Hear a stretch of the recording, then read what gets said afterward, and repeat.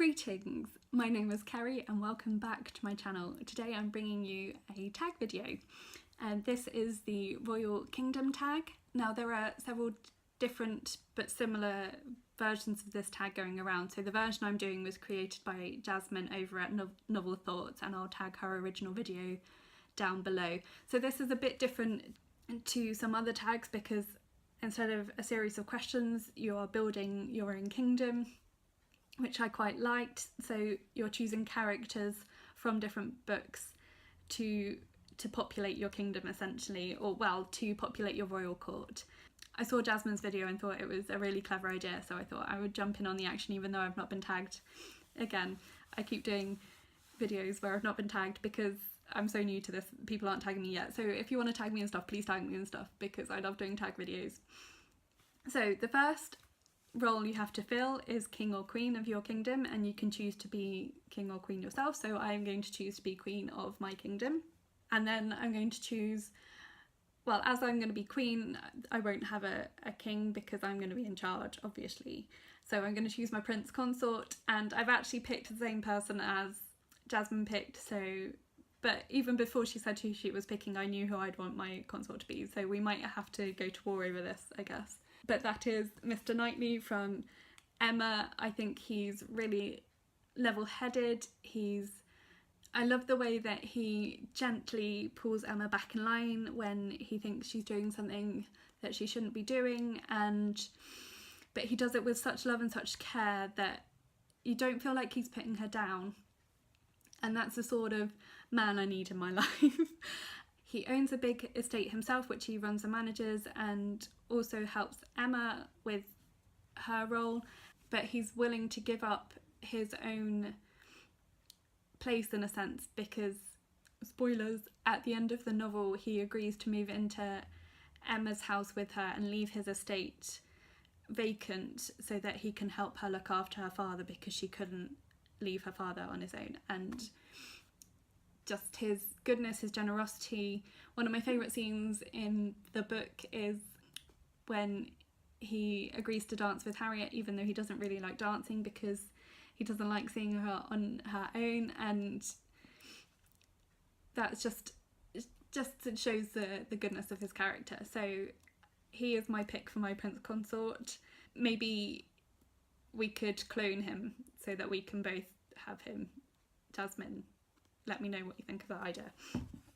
So next you have to choose your prince or princesses who are going to be heirs to your kingdom. I've only picked one, but I'm really happy with my choice and I think he will do really well as my heir to my kingdom. So that is Bertie from the 44 Scotland Street novels. At the start of the series, Bertie I think is about 4 or 5. He's not quite started school yet, and then as the books go on obviously he gets older, so the time in the most recent book, I think we're at the 12th book in the series, he's about 7 or 8. Bertie has the world's most annoying mother. She is completely overbearing. She forces him to do lots of things that he doesn't want to do, but not just in a normal sense. She makes him do baby yoga and Italian lessons and see a therapist even though there's nothing really wrong with him, and play the saxophone, which I think is one of the few things that he actually does enjoy of all the things she makes him do. He's a really intelligent little boy and really caring and really kind, and I just want to rescue him from his mother essentially. Whether I'd be able to get her to agree to that or not, I don't know. Maybe I'd have to kidnap Bertie. But also I wouldn't want to separate him from his father, who is also a very nice man and completely ramrodded and henpecked by his wife. So Bertie and his dad can come and live at the palace, and Bertie can be my adoptive heir even if I don't legally adopt him. But that's going to be the situation, and he's going to take over from me. So the third person in the kingdom that you have to nominate is your royal advisor. For this I've picked Lord Cazoril from The Curse of Chalion, or Chalion.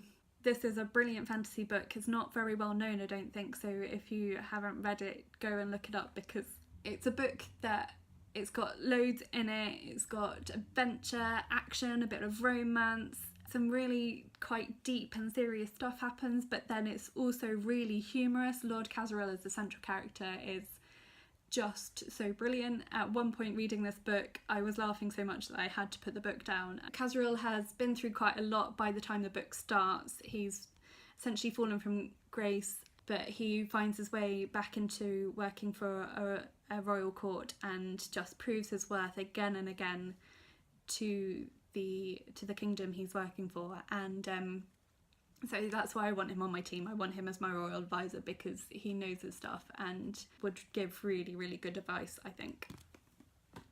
The next role you have to fill is royal treasurer. So I picked maybe a bit of an odd one for this, but I have my reasons.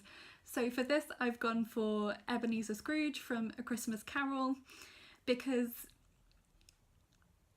in my opinion, okay, he's a bit of a miser. It's where we get the term Scrooge from, but he knows the value of money, and so he would make sure we were not wasting money on anything that we didn't need to be wasting money on. He would also make sure that taxes were enforced properly. He would have the danger of getting out of line and maybe wanting to raise taxes too much and that sort of thing, but I think the quality of the other people I've got on my advisory team, particularly Lord Kaz, would help me keep Scrooge in line. And also, by the end of A Christmas Carol, Scrooge has this turnaround. Sorry, spoilers if you haven't read it, but hey, it's quite an old story by now. I'm sure you've come across it. So he turns everything around and becomes one of the most generous people. But I believe he would still recognise the value of money, and so those two aspects of his character of understanding the value of money but also that generosity that he learns, I think would be really valuable to have in a royal treasurer.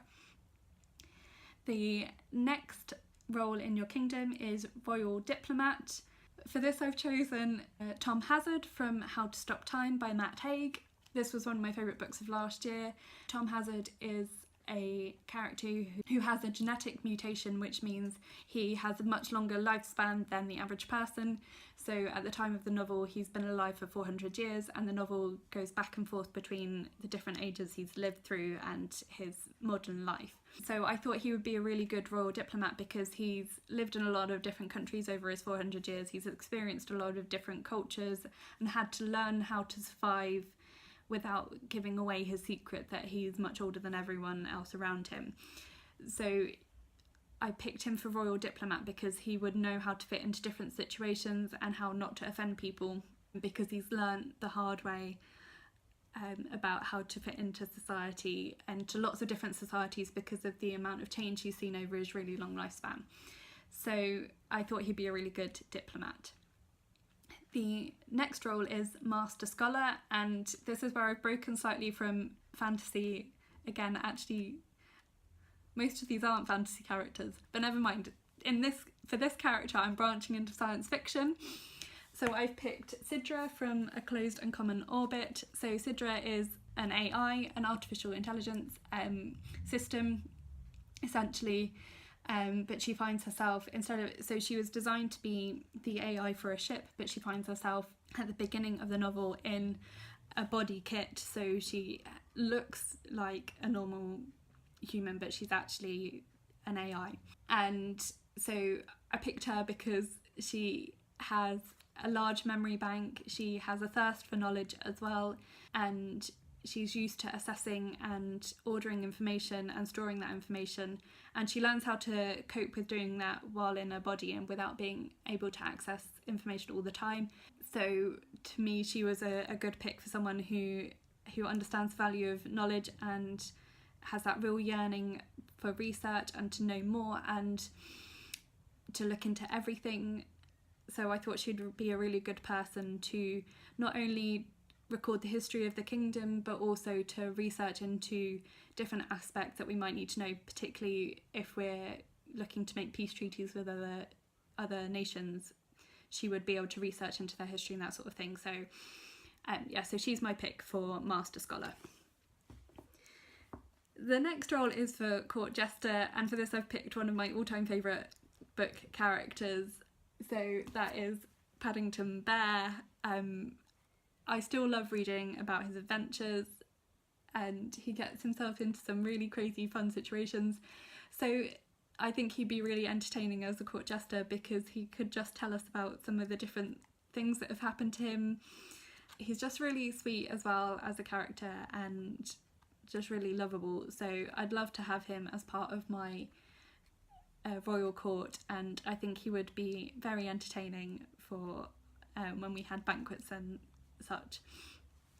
So the next category is Royal Knight, and for this you can pick more than one. So these are the sort of generals of your royal army.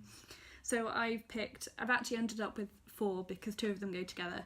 So my first thought for this was Bujold, who is a character from the Wheel of Time series. I can't remember which book she first features in, but she is a hero of legend, and she walks in what they call the world of dreams, and so some of the other characters meet her in the world of dreams and hear about sort of her experiences over the years, but she accidentally gets sucked out of the world of dreams into the real world and becomes the captain of the Queen's Guard for Queen Elaine. But she's just a brilliant character. She has so much experience of battles, and she's not afraid of anything. She's a great warrior, so I thought she'd be a great captain as well, or general in my army. Yeah, so the second character I picked for this is Eowyn from Lord of the Rings. Again, she's a very powerful knight. She is not afraid to stand up and defend her family, her people, and she doesn't let anyone put her down for being female. She just gets on and takes the fight to everyone. So yeah, so she's brilliant, and I thought again would be a really good general, has a lot of experience. And finally, I was just going to pick one of these, and then I thought no, they really go together. So I picked Zélie and Amari from Children of Blood and Bone. Zélie has her magical abilities, and Amari turns out to be a really excellent swordswoman, but together they form a really powerful duo and have really great leadership abilities as well, just sort of beginning to come out. I want both of them to help me with my army, and in return I will obviously help them bring peace to their nation. You also need to pick a noble steed. So I've actually just picked one who would be my noble steed, but also would train the other horses for all the knights and that is Maximus from Tangled. So not a book character, but I think it counts. I just think Maximus is a very excellent steed. He knows right from wrong, but doesn't let it stop him from helping out people in need, and I love the way his character develops through the film, and so I definitely would want Maximus to feature in my kingdom. The next role to fill is Sheriff. So for this I have thought there's no better detective than Hercule Poirot. He is a brilliant detective. He would be able to solve any crime that happened in the kingdom, but also do it in a way that's just and fair. So the example I've got here of Murder on the Orient Express, when he works out who the murderer is in this novel, he chooses not to act on that information because he believes justice has been served through the story. While he upholds the law, he also believes in mercy, and justice and mercy have to go hand in hand, as far as I'm concerned. So I think he would be a brilliant sheriff for that reason. So the next role to fill is allies. So these are neighbouring kingdoms that you would be at peace with and you would mutually support. So I've picked Adeyemi from The Crown. So this is the last book in the Selection series by Kiera. By the end of the series, Adeyemi is training to become the future ruler of the nation of Ilea. She has proven herself to be wise and has learned how to control her emotions, but actually also to use them to help her make wise decisions. And I think she'd be a really great ally. She also has a lot of links with a lot of other nations that are mutually supportive in this series. So I think she would be a good ally for helping me to extend my network of allies as well to some of the other nations that she is allied to already. The next category is Enemies, who are you fighting against as your nation? And for this I've picked one of the scariest group of wizards, I guess, that I've come across in literature, and that is the Diberi from Dragon's Green. So these are novels aimed at children. The series is called Worldquake, the authors Scarlett Thomas, and Dragon's Green is the first one in the series. So the premise of the series is there's the world that can be seen, but then there's also the other world, and the only way you can initially get into the other world is being the last reader of a book, the last person to read the final copy of the book in existence, and then that copy is destroyed. And you also gain power from being the last reader of a book. The Diberi have taken this idea and have essentially tried to amass power for themselves by destroying books, which makes them the worst villains in existence. So I would definitely want to be fighting them and using all my power as a queen to defeat the Diberi. And finally, the last role to fill is Privy Cleaner, and so this is picking someone from literature that you really do not like, that you want to give the worst role in your kingdom. So one character immediately came to mind for me for this, and that is George Warlegan from the Poldark books. I'm a big fan of the Poldark series. I've read most of them so far. I have to keep pausing while they make the TV series because it gets too confusing otherwise. So I've got 3 books to go, and throughout the series, George Warlegan is the anti-hero. He's the villain of the piece, and he constantly is trying to undermine and upset Ross Poldark and his family and do anything he can to bring trouble to them and even to the wider family. So he doesn't just limit himself to attacking Ross himself, but he attacks Demelza's brothers, which was the bit that really made me hate him.